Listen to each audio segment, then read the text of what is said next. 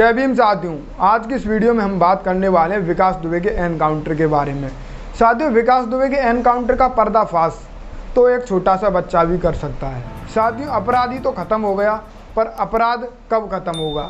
साथियों, अपराधी के साथ साथ हम सबको मिलकर अपराध को भी समाप्त करना होगा। साथियों, ये जो एनकाउंटर हुआ है विकास दुबे का, ये बिल्कुल फिल्मी अंदाज में हुआ है।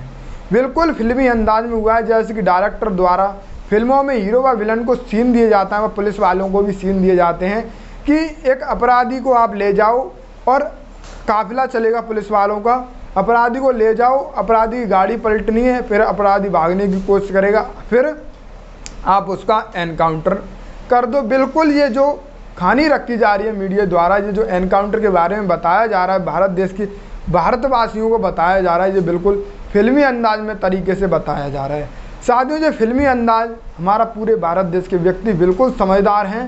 साथियों, हमारे भारत देश के व्यक्ति बिल्कुल समझ चुके हैं ये एनकाउंटर फर्जी एनकाउंटर है। आज पूरे भारत देश के व्यक्तियों की जुबान पर यही सवाल है कि ये एनकाउंटर फर्जी है। साथियों, चाहे आप किसी की भी वीडियो देख लेना, चाहे आप किसी की भी पोस्ट देखना, उसका सिर्फ यही सवाल है कि ये ऐसे एनकाउंटर बिल्कुल भी संभव नहीं है। साथियों, सवाल पहला ये खड़ा होता है कि इतने बड़े अपराधी विकास दुबे के हाथ में हथकड़ी क्यों नहीं? हथकड़ी नहीं भी थी तो वो एनकाउंटर जो कि गाड़ी पलटने से वो भागने लगा, तो पुलिस ने उसके पेट व छाती पर गोली क्यों मारी? उसके टांग में भी गोली मारी जा सकती थी। ऐसे हमारी भारत देश के भारतवासियों के सवाल हैं। साथियों, सभी के यही सवाल हैं। कई सवाल जो कि विकास दुबे के ख़त्म होने के बाद वो सवाल भी ख़त्म हो गए। शायद साथियों 4-5 दिन और विकास दुबे जिंदा होता तो ये जो अपराध की जड़ थी उस जड़ तक भी पहुंचा सकता था।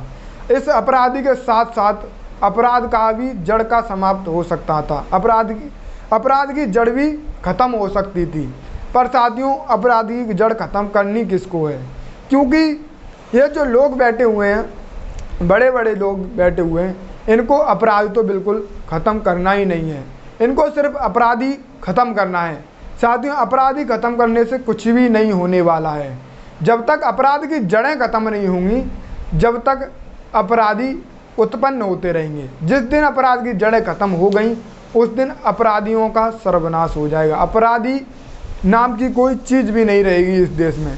पर साथियों, ऐसा कोई करना नहीं चाहता, क्योंकि अपराध से ही आज साथियों मैं क्या बताऊं, ये जो बने बैठे हैं, क्या किसी का नाम तो नहीं लूँगा, पर साथियों मैं आपको बता दूं, आप खुद समझदार हो, पूरे भारत देश की जनता सवाल पूछ रही है सरकार से, आखिर ये ऐसा एनकाउंटर संभव हो ही नहीं सकता। ये संभव ऐसा एनकाउंटर बिल्कुल नहीं हो सकता।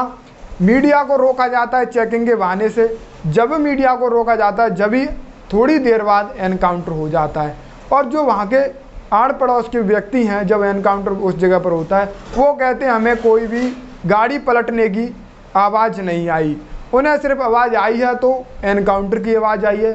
साथियों, तो अब सवाल ये होता है कि साथियों गाड़ी पलटी या उसको पलटाई गई गाड़ी को? साथियों, अखिलेश यादव जी ने भी ट्वीट किया था, इस पर भी सवाल खड़े किए थे। बीएसपी सुप्रीमो मायावती जी ने भी इस एनकाउंटर पर सवाल खड़े किए थे, और भीम आर्मी चीफ चंद्रशेखर आज़ाद ने भी इस एनकाउंटर पर सवाल खड़े किए थे। साथियों, इनका साफ साफ कहना था, अगर आज विकास दुबे जिंदा होता तो अपराध की जड़ों तक पहुंचा सकता था।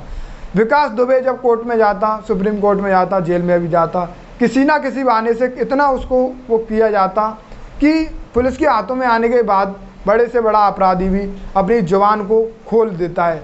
तो साथियों, उसका बिल्कुल तय था कि जुबान वो खोलना ही था।